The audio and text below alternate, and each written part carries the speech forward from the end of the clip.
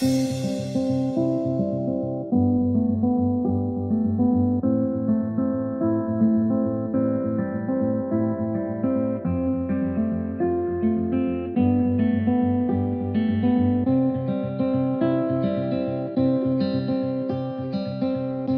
I'm Shane Hewson and I'm a French polisher by trade, and I've always had connections with this particular building. My grandfather was on the committee and the Shire at the time to build the building, and since then I've actually been a member of the staff here, so being invited back to clean and reinstall the carving has been quite a privilege.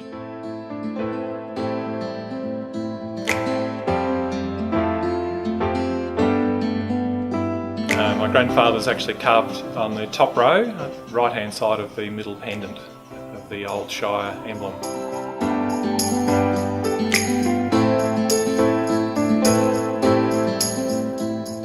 It's quite fun to be working with Paul and the rest of the crew to get the piece back into place and back into public view. It's quite an honour to actually work with it. It's quite a privilege.